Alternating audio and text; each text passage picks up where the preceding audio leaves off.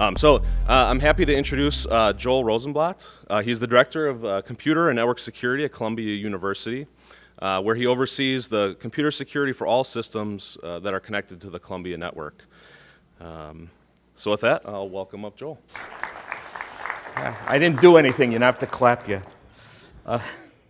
Did anybody come to my talk last year on Gulp? And you came back? All right. So this year, I decided to do something different, and I want to talk about something called PaIRS, which is our point of contact and incident response system. And the main feature of it that you might be interested in is we do this without looking at any content on our network. So the Columbia network, for the new folks who didn't hear my thing last year, is we're a large university, research university in New York City. We have a totally decentralized management structure, so there's no central IT organization there. There's about 250,000 nodes on our network, so it's a pretty large network. We see about 100,000 different machines on our network every day.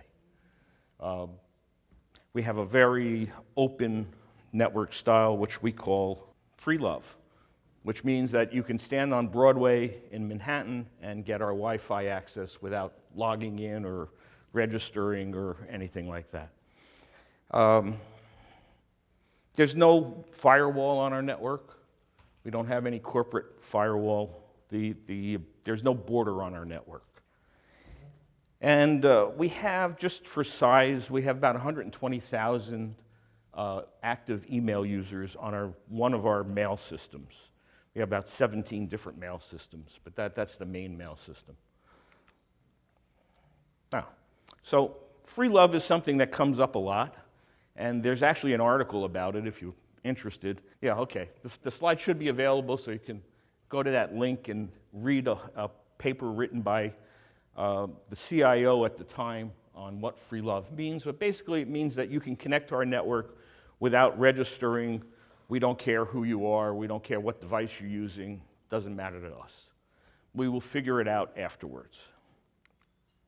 That's what free love looks like. So there's little free love people there. I assume there's a laser on here, but anyway. Little free love people, which are just doing their thing, and then there's computers that are attacking us all the time. There's computers inside of our network, which are inside of what we call our enterprise zone, which are the servers that run the university. And then there's people inside of our network attacking you. That's just the way it works. One of the things I require for these talks is questions. I don't like to wait until the end. If you have any questions at all while I'm talking, please just raise your hand, jump up and down, whatever, and I'll try and answer them as we go along. We make certain assumptions, so there's a Columbia security model, and basically it says there's no such thing as perfect security. We don't believe in perfect security. There are more bad guys outside of the university than inside, only because there's more people outside than inside. Telling people what they can't do at Columbia is hard. Are there any faculty members in this room? Nobody wants to admit it. Faculty members don't like to be told what to do, especially if they have tenure. We have a big network pipes, and we have lots of very fast machines. So Columbia is a really good place if you want to set up a bad botnet or something to attack things. Good place to go. We own the network. That's one of the things that we do. We have a centralized management of the network at Columbia, so it's not like every department contracts with their own internet providers or anything like that. Security in layers works, so you need to provide different layers of security, and that actually does work to a certain extent. And we do believe in privacy, hence the reason that we don't scan our network. Our philosophy of doing business is, if security system that can protect all of you from me will make the rest of the world better. So we built our security system to protect the rest of the world from Columbia.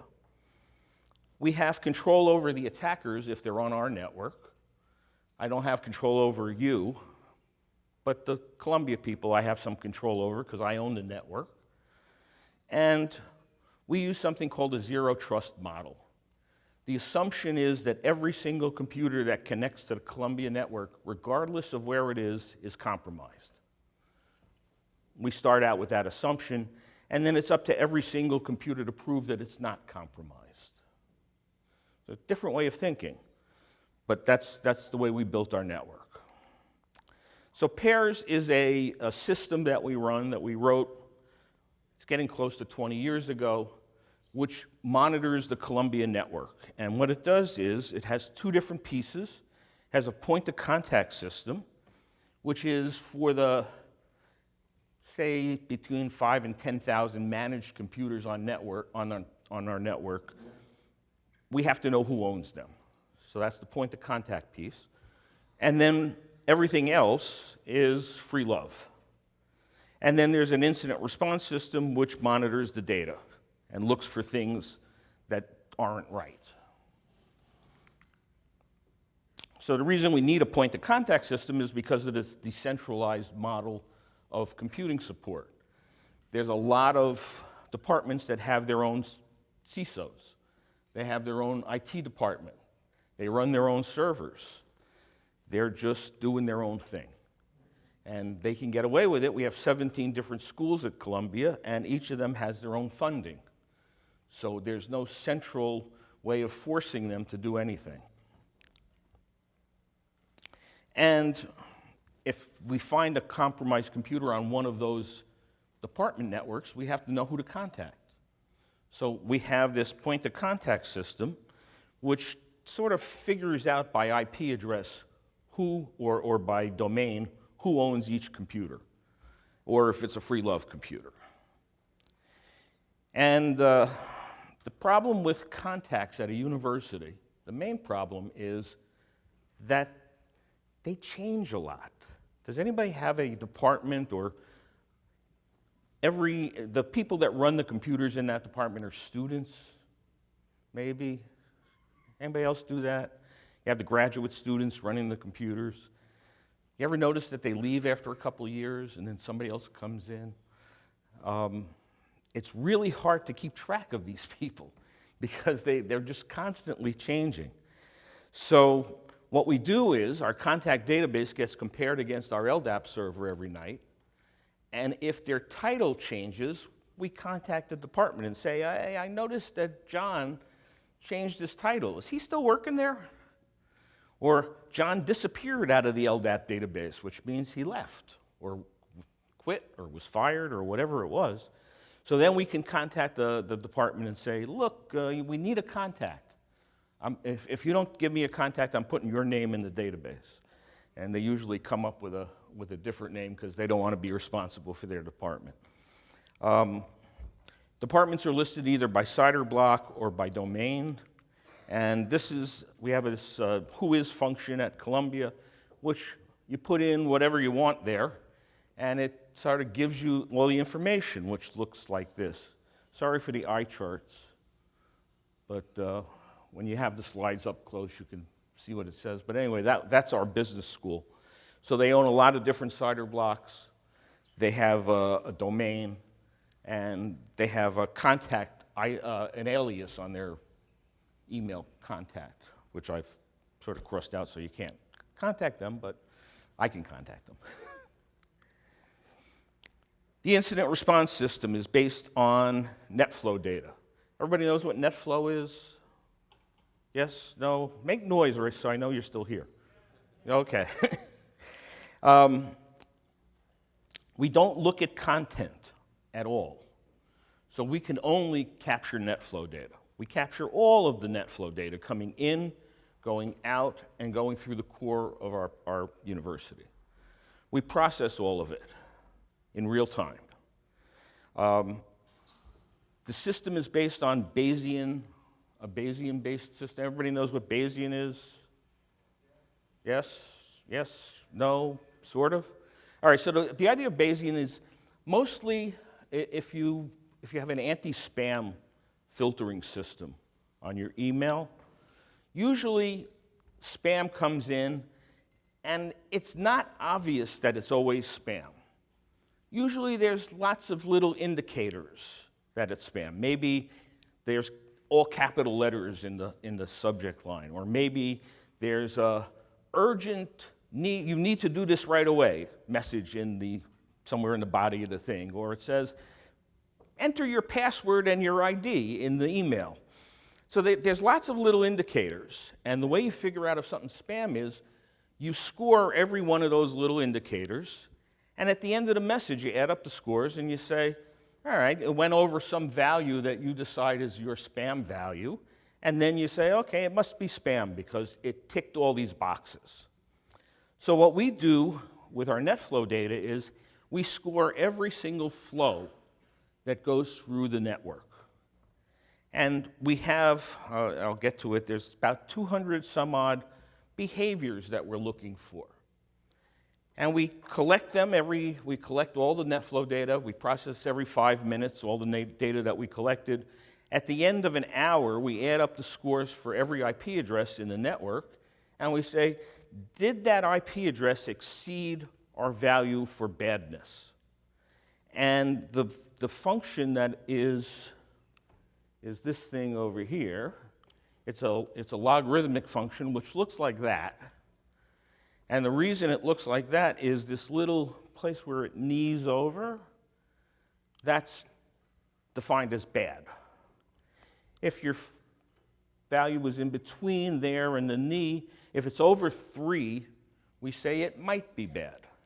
When it reaches 10, we're 100% sure that that machine is compromised. And then we go to the next part of this program. So what this does is it gives us the ability to, by looking at behaviors of the network, we can say, yep, we know that this is compromised, we know it's not compromised, we're not sure if it's compromised. We're not sure, what happens is we take that score and then we keep it around, and the next hour we add the next hour's score. If it exceeds our value, we get rid of the machine. If it doesn't, then we throw away the data and we start over again. Okay? List of behaviors. So this is some of the behaviors that we look at. This is the real eye chart. Can anybody in the back actually read it? No. All right, so there's more of them, and then there's more of them. And there's lots of different things that we look for. And some IP addresses only hit one of these behaviors, and some of them hit lots of the behaviors, and some of them hit none of the behaviors. And most of the people that are on the network are not compromised. But we don't believe them, so we check. You can add new behaviors. So this is our white list of good machines, and at the end there's a form where you can add in, I think it's on the top. So this form up here, you could add in new behaviors. It takes about 2 minutes to add a new behavior in. So if we notice that something's funny going on in the network, or I read an email that says this new, like for example, Internet of Things. Everybody knows about the Internet of Things? And has everybody seen these reports that sometimes they build botnets out of like light bulbs or baby monitors or whatever? And what they do is these Internet of Things devices try and find other Internet of Things devices by scanning through your network looking for stuff with an open port on it. So when there's a new botnet being defined for Internet of Things, I can pop that into this formula, and within minutes, we can now find all the devices that are scanning for Internet of Things devices and trying to make friends. It's actually very effective.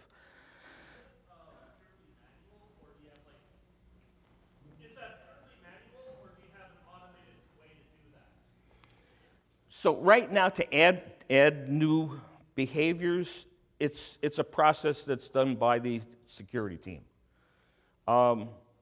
We have looked at ways of trying to figure out by using machine learning techniques of new behaviors that shouldn't be happening. It turns out that that's not as easy as it sounds. because a lot of the normal behaviors of certain programs, and this just came up this last week, normal behaviors of certain programs look just like scanners, but they're really not. And a lot of that traffic turns out to be gamers. So gamers use undocumented ports for communication. One of the ports they use is the Mac remote desktop port. Who knew? The Mac remote desktop port is used by the game systems for voice communication. They're UDP packets. They send hundreds of thousands of these UDP packets onto the campus, which are all these gamer guys talking to each other between them and the server that runs that game service. Well, in the last month or so, there's been millions, literally millions and millions of scans where they're using UDP packets to the Mac remote desktop support for DDoS attacks. Because if you send a machine that has that port turned on, a 5-byte packet, it responds with 1,000 bytes. Really good for DDoS. So we actually built a behavior for that, and then I started getting all of this hate mail from these game companies that says, yeah, we're doing that, but we're not part of that DDoS attack stuff. We're not spoofing traffic. That's really your customers, all your students, talking to us doing this game thing. So we actually had to change the behavior, and what the behavior does now is it only, if it finds 5-byte packets coming in, we ignore them. Because what those are is really somebody else using our network to break their network, somebody else's network. Anyway, it's an amplification attack. So my next, I've been playing with this, I have to figure out some way of deciding whether or not it's an amplification attack and then blocking the outgoing traffic so that we're not using our network to attack your network. Unfortunately, it's not that easy to do with Netflow data. And the reason is, does anybody care? I can tell you why. Turns out if you're using Netflow 5, the timing of the packets, the timestamps on the packets are in seconds.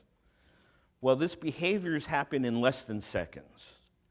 So it's impossible to tell which came first, the chicken or the egg. You don't know if the traffic came in first or it went out first. So we're switching over to Netflow 9, which does timing of packets in hundreds of seconds. And then we'll be able to tell the direction of the traffic, whether it's coming in and then going out or going out and then coming in. Anyway, so that depends on our infrastructure group upgrading all of our switches and whatever millions of dollars they have to spend to get all that done. Anyway, this description here is how we process our data. This is what the incident database looks like. So this is an ongoing database of what's happening on our network, who's attacking us, and what they're attacking us for. The hourly database processing is once an hour we process the database. We look at each IP address, we add up all the scores, and then we do that thing where it's over 3 and less than 10, we leave it in the database. If it's over 10, we get rid of the machine. If it's under 10, under 3, we leave it alone. We throw away the data. This is what an hourly report looks like. So these are all the machines that haven't quite reached the 10 limit, but they're over 3. I just get an email every hour to keep that so I know what's going on. And these are the machines that we're watching for that hour. And compromised machine. It's very hard to see the big screen from over here. Okay, so IP addresses come in 2 flavors. They're managed or free love. The managed addresses, if we find a compromised managed machine, the take it down as easy. I send an email to the department and tell them, make this go away. I have the power to do pretty much whatever I want on the network. It's in our policies. We have a policy that says Joel could do whatever he wants. So if a department does not take down an offending machine and they annoy me enough, I pull the department off the network. The whole department. If you talk to the people in our physics department, they will tell you, yep, Joel will do that. The best thing about that is they told everybody else that Joel will do that. So when they get one of my little emails, you start scurrying around and saying, well, we better find this fast before Joel turns us off. I pulled the architecture school off the network for a week once because they weren't fixing their damn machines. They had 500 compromised machines because they thought it was a really good idea to have 500 different machines with exactly the same setup and exactly the same password. And that password got popped. So somebody compromised all of their systems. Not a good idea. If you really want to run a network, don't put the same password on all your machines. It's really a bad idea. Anyway, so the next kind of people are the free love people. Now, the free love people are a little bit harder because we don't know who the heck they are. All we know is we have an IP address that's bad. So the way that works is, well, this is what happens when a point of contact gets an email. So they get this thing, and we send them a little log of what's going on, and we say, fix it. The free love machines, we don't have any kind of people that fix those. They're just free love. So we built this thing called the capture network. And the capture network is like a jail. And what it does is, the first thing you do is you figure out what the MAC address of the compromised machine is. That's pretty easy to do. You pull all of the ARP caches out of all your switches. You look who has that IP address at the time that something bad was happening.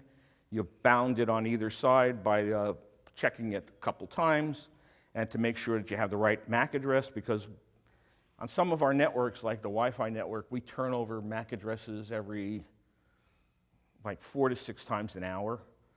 So you have to be really accurate about figuring out that range of timestamps. So we have a little process that does that. You can put in an IP address and a timestamp, and then it goes out into all the ARP logs and everything else and figures out what the MAC address is. So sometimes you only find one, and then you have to go back to the DHCP and see who got assigned that MAC address and whatever. But anyway, we figure it out. And then what we do is we capture the machine. And the way we capture a machine is we first create a ServiceNow ticket. So this is all automated stuff. There's no manual process here. We take that MAC address and we assign it. The only restriction on the Columbia network is everybody has to use DHCP for everything. So even if you have a static IP address, you still use DHCP. Because we have your MAC address, we will give you back the same IP address every time if you've registered the machine. Everybody else just has to use DHCP. And we actually have our switches set up so that they reject anything that's not using DHCP. You can't just hard code an IP address and get into the network. So when we want to capture you, what we do is we assign your IP address to a non-routable network.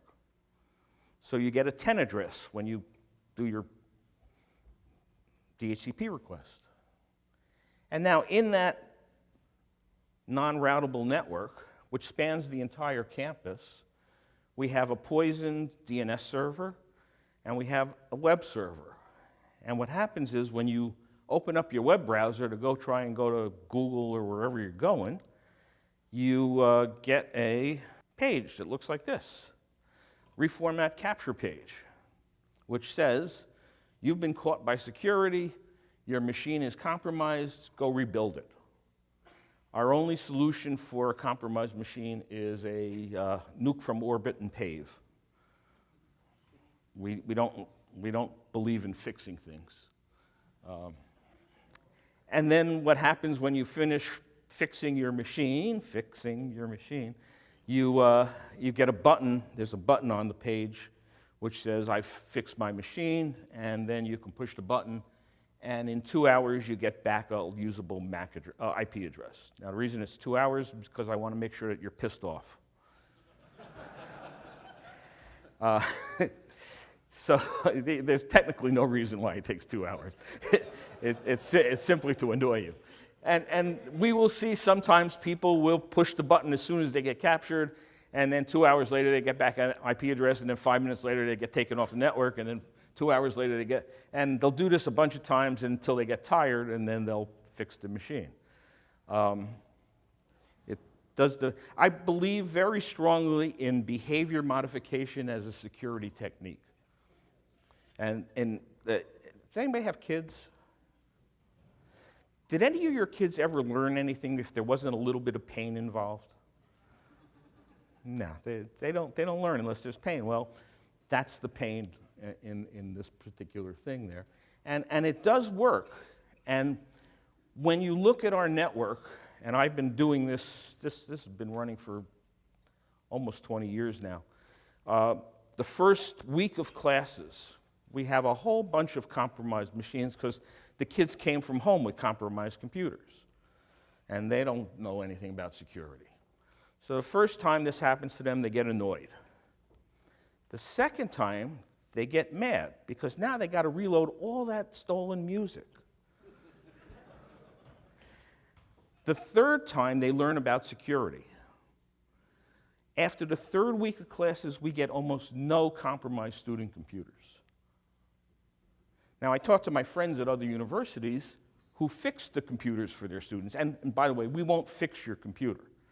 The help desk doesn't help you. Their help is go downtown, there's a company there for about $85, they'll rebuild your computer, or go find an engineering student, buy some beer and pizza, get your computer fixed, or whatever you want to do, go out and buy a new computer. We don't really care.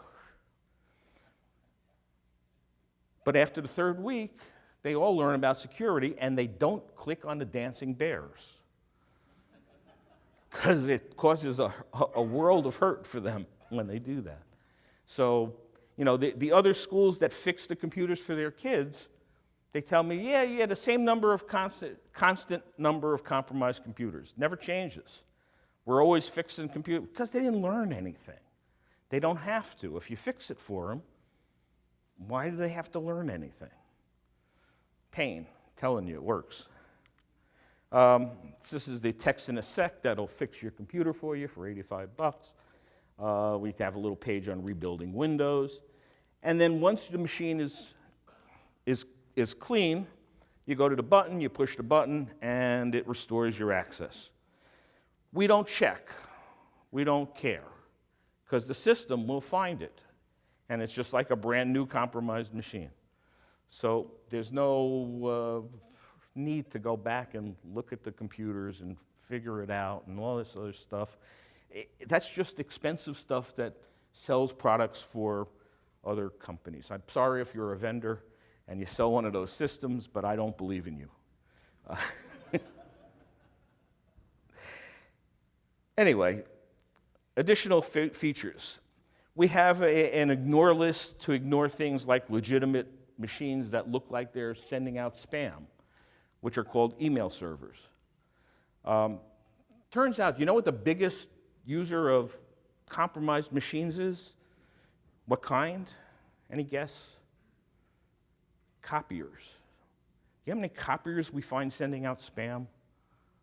It's amazing, because they all have Windows servers behind them, and they never get updated. So we find copiers sending out spam all the time. I found lathes sending out spam. We found electron microscopes sending out spam. We find all kinds of crap sending out spam.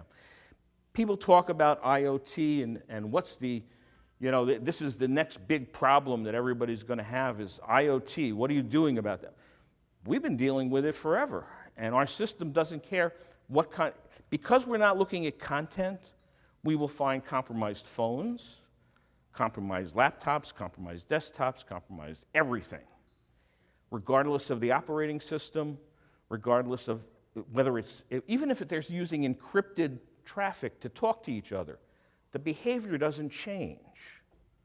Behavior is the same for encrypted and non-encrypted traffic. So this just works. So one of the things that we do as a public service to the rest of the world is we send out about 500-600 emails a day to ISPs all over the world telling them about all the compromised machines on their network, because we run all the incoming traffic through the same PaIRS system. And we find compromised machines everywhere. And we just let them know. Here, this is a compromised machine. You might want to do something with it. I get phone calls from companies saying, I got one of your emails. How do I fix this? I said, you call the IT department and tell them. They said, I am the IT department. What do I do? I said, go find another IT department. What do you want me to tell you? You got a SQL server that's busy scanning machines. It's your problem, not my problem. Anyway, it's amazing what you find out after a while. So this is what one of the things that we just started doing, which is kind of cool, is how many people put blocks in your borders for stuff? So some people have firewalls, and you might block certain behavior, traffic coming in. We don't do that. But what we do now is when we find a compromised machine that's attacking us, we block that machine for 15 minutes. We rebuild this list every 15 minutes, and the machines that are attacking us, we just block them until they stop.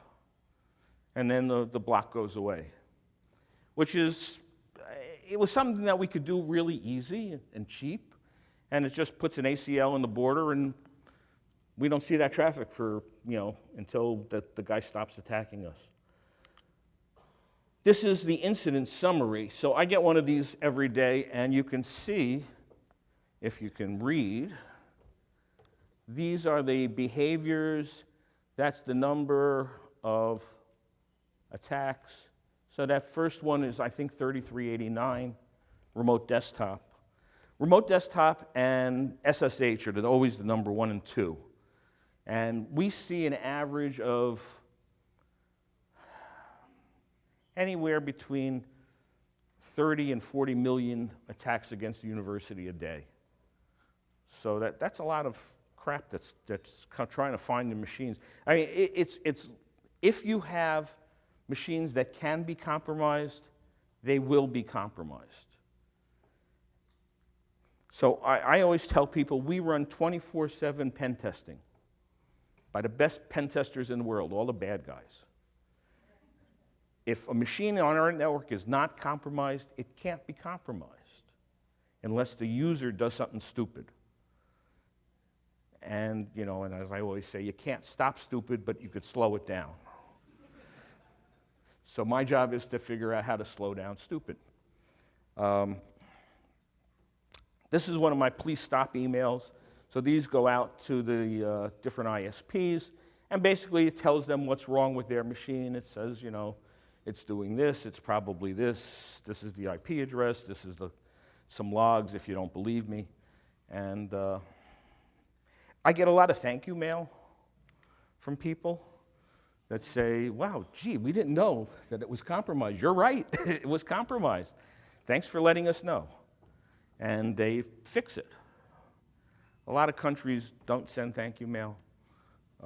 I can tell you where they are, but they're on the other side of the planet. And yeah, anyway.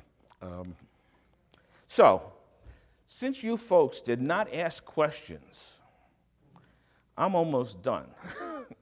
So I expect some questions at the end. Otherwise, I'm just going to leave and you get 10 minutes back to your afternoon anyway. So the PaIRS system's been running for a long time. It was a basic model when it started. Actually, it started out with me sitting there reading Netflow data. I used to get it printed out on these big like green bar paper, and I just have hundreds of sheets of it, and I look, and the interesting thing, you can see humans are really good at recognizing patterns. And if you stare down enough of this stuff, I started seeing patterns in the Netflow data, where I'd see this traffic coming in and this traffic going out and this traffic, and I'd see the same IP addresses and I'd see the same ports, and then I figured out, then I started looking at the machines themselves and said, look, this machine is compromised. And I noticed it from looking at the patterns in Netflow. And then I said, well, you know, if I could do that, maybe we could figure out a way to write a program to do it. So we did. We wrote some programs to do it, and that eventually turned into PaIRS. So I say in here, we will eventually figure out how to use machine learning to look for new compromises that we don't have in our database. But still an ongoing project.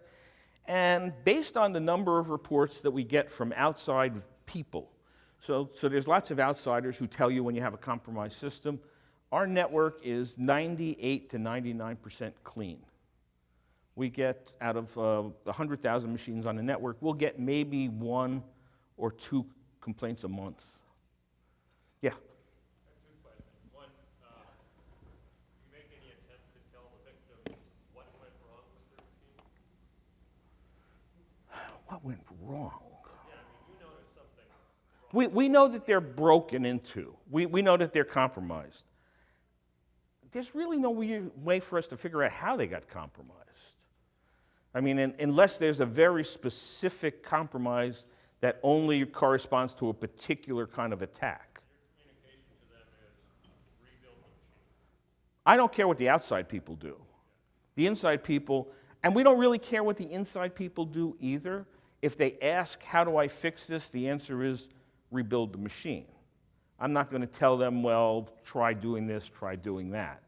That's not our accepted fix. The second question is, you must have like repeat offenders that keep telling you, I rebuilt the machine. But My system don't care. what about false positives? How do you deal with that? So false positives, we will deal with false positives. If somebody tells me, no, that's not a compromised machine, that's a Framis that's doing this thing, and it's legitimate traffic.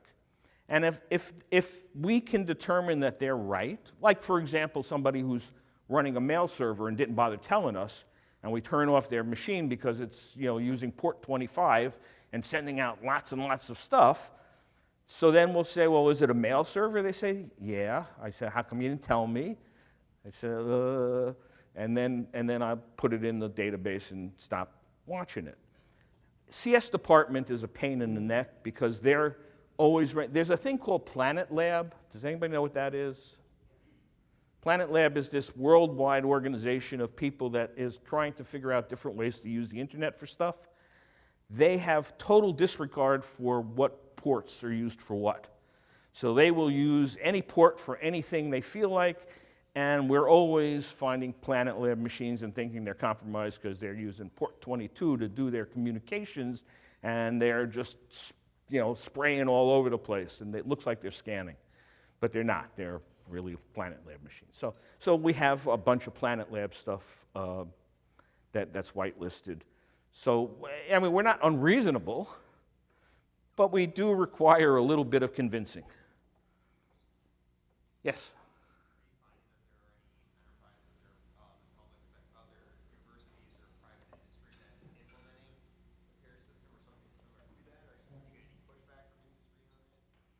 I've had companies, there's a big giant company that makes a lot of networking equipment. You might have heard of them. They have start with a sys and end with a co. They came in with 6 engineers. They were going to convince me to switch over to their way of doing network security because clearly they know a lot better than we do about anything that we could possibly be doing. So I sat and listened to them. I had a conference room, and they talked and talked and talked. And then I said, okay, that's great. Let me show you what we do. And I showed them this.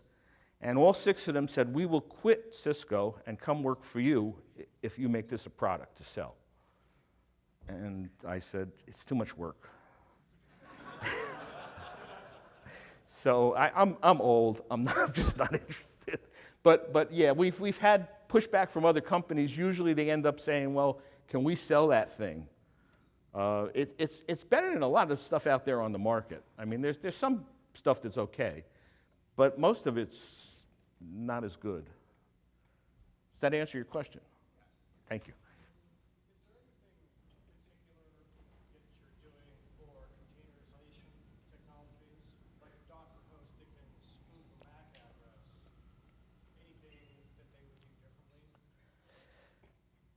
So that's a big discussion that's going on currently, is how to do security in the cloud.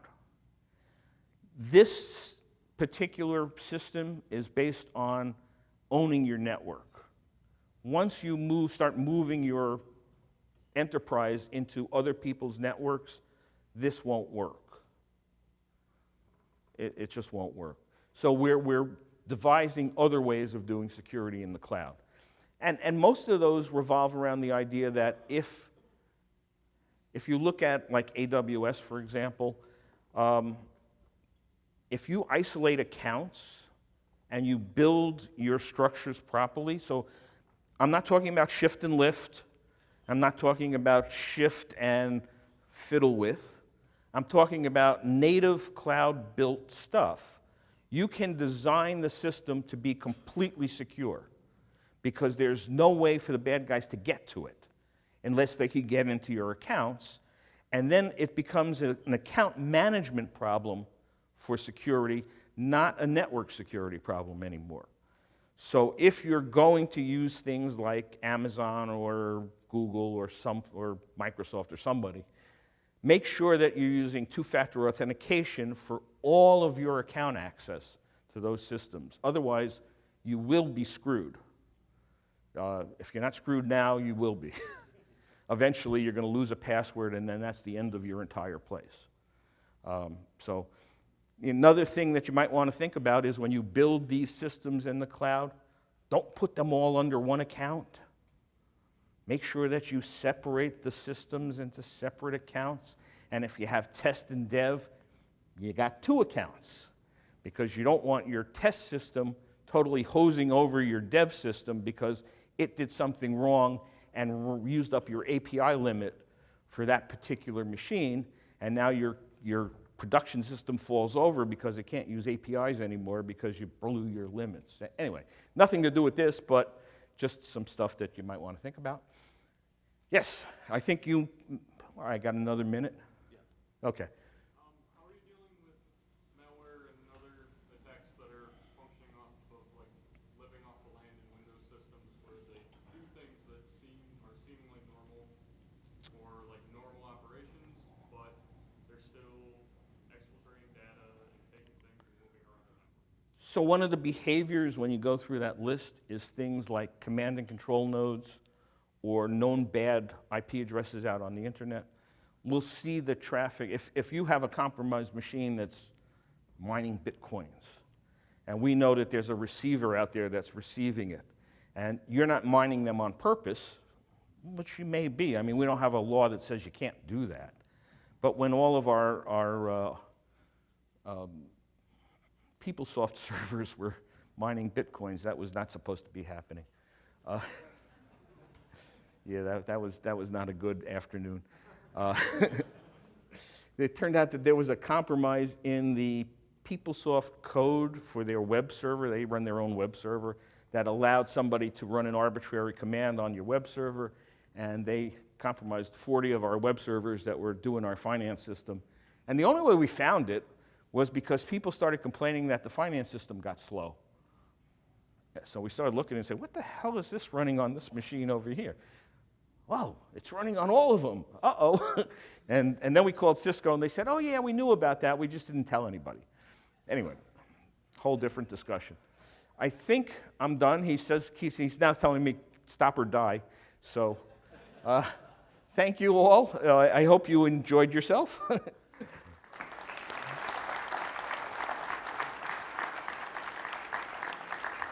If you have questions, you can contact me at that number there. or email me or something like that.